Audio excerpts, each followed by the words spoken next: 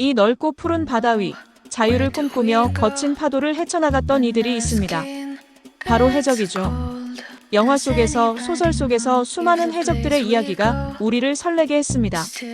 하지만 여기 그 어떤 상상 속 해적보다도 훨씬 더 대담하고 압도적인 존재감을 뽐냈던 실존 인물이 있습니다.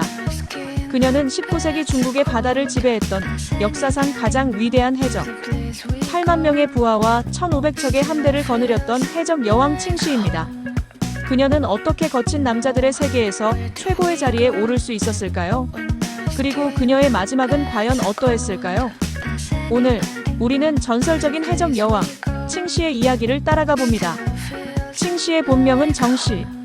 그녀의 시작은 화려함과는 거리가 멀었습니다.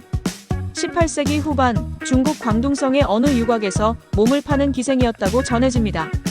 당시 중국 남해는 해적들의 천국이었습니다. 부패한 정부와 가난한 백성들, 그리고 서구 열강의 압박 속에서 해적은 가난한 자들에게 마지막 희망이자 생존의 터전이었죠. 1801년 그녀의 운명을 바꿀 한 남자가 나타납니다. 바로 당시 광둥 지역의 최고 해적 두목이었던 정일입니다. 정일은 칭시의 총명함과 대담함에 반했고 그녀를 아내로 맞이합니다. 단순한 아내가 아니었습니다. 칭시는 정일의 옆에서 해적단의 중요한 결정에 참여하며 타고난 지략과 카리스마를 발휘하기 시작합니다. 정일이 이끌던 해적단은 홍기연맹, 즉 붉은 깃발 해적단이라 불렸습니다. 중국 남해안을 중심으로 활동하며 여러 해적 세력을 통합해 나갔죠. 하지만 이들의 전성기는 오래가지 못했습니다. 1807년 남편 정일이 베트남 해안에서 불의의 사고로 사망하는 비극이 닥칩니다. 해적단은 혼란에 빠졌고 모두가 다음 리더를 두고 싸울 것이라 예상했습니다. 하지만 칭시는 모두의 예상을 뒤엎고 놀라운 결정을 내립니다. 그녀는 죽은 남편의 뒤를 이어 스스로 홍기연맹의 총사령관 자리에 오르겠다고 선언한 것입니다. 이 평범치 않은 여인의 결단은 전설적인 해적 여왕 칭시의 진짜 시작이었습니다. 칭시는 단순한 낭만적인 해적 선장이 아니었습니다. 그녀는 철저한 리더이자 전략가였죠. 남편 정일의 조카인 장보자를 양아들 삼아 오른팔로 삼고 자신의 권력을 공고히 했습니다. 하지만 그녀가 8만 명의 거친 해적들을 완벽하게 통제할 수 있었던 비결은 무엇이었을까요? 바로 철의 규율이었습니다. 칭시는 엄격한 3조 3결이라는 해적단을 위한 법을 만들었습니다. 첫째, 상관의 명령에 무조건 복종하라. 어기는 자는 즉시 참수. 둘째, 약탈한 모든 재물은 해적단에 보고하고 분배 규칙을 따라라. 사적으로 빼돌리는 자 역시 참수. 셋째, 여성을 함부로 범하지 마라. 강간은 물론 동의 없이 여성을 취하는 자도 참수. 특히 세 번째 규칙은 당시 해적들의 야만적인 행동을 금지하는 파격적인 것이었습니다. 그녀는 강탈한 여인들에게 두 가지 선택지를 주었습니다. 해적단에 합류하거나 혹은 가족에게 돌려보내거나. 이 규칙은 칭시 해적단이 단순한 약탈 집단을 넘어 체계적인 군사 조직으로 성장하는 데 결정적인 역할을 했습니다. 해적단원들은 칭시의 카리스마와 공평한 분배, 그리고 엄격한 질서 속에서 그녀를 절대적으로 따랐습니다. 칭시의 함대는 단순한 전투 집단이 아니었습니다.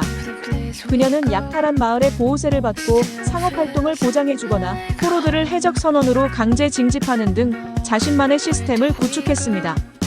그녀의 세력은 너무나도 막강해져 중국 남해안의 모든 항구와 어선들이 칭시 해적단의 허가증 없이는 바다에 나설 수 없을 정도였습니다.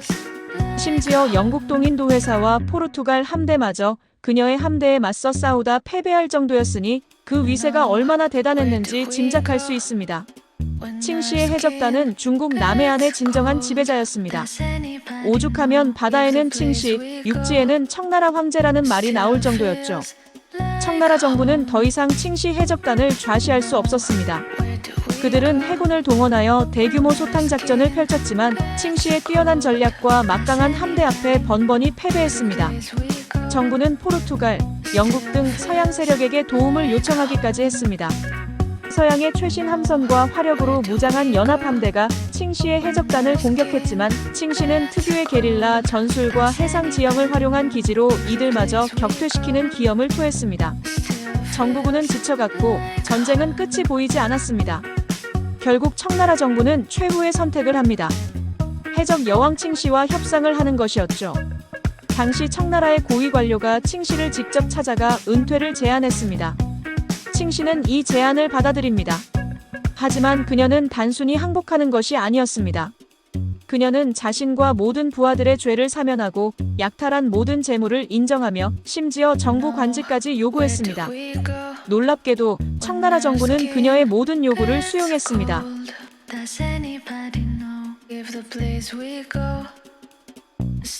8만 명의 해적들에게는 사면을, 그녀의 양아들이자 오른팔인 장보자에게는 장군이라는 관직을 내렸습니다.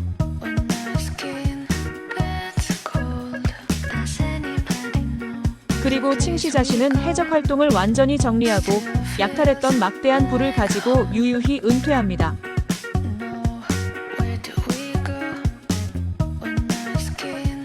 1810년 칭씨는 마침내 바다를 떠났습니다.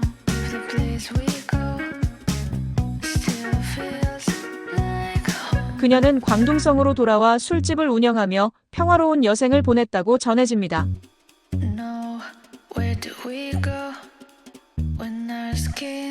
당시 40세가 넘는 나이였던 그녀는 1844년 69세의 나이로 천수를 누리고 사망합니다.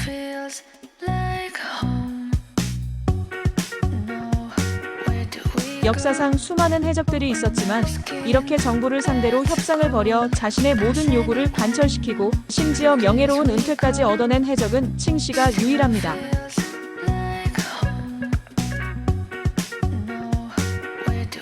그녀는 단순히 무력만으로 바다를 지배한 것이 아니었습니다.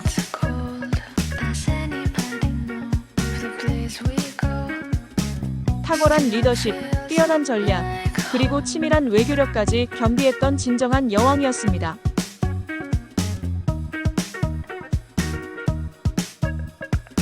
칭씨의 이야기는 그동안 남성들의 전유물로 여겨지던 해적의 세계에서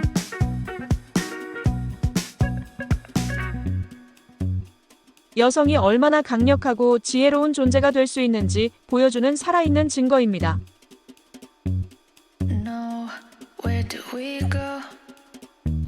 그녀는 시대를 초월하여 수많은 창작물에 영감을 주었고 오늘날까지도 가장 위대한 해적 중 한 명으로 기억되고 있습니다.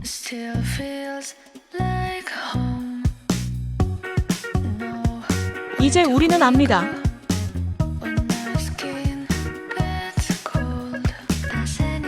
바다의 진정한 주인은 남자 해적들의 로망이 아니라 19세기 중국의 푸른 바다를 붉은 깃발로 물들였던 한 여인이었다는 것을요.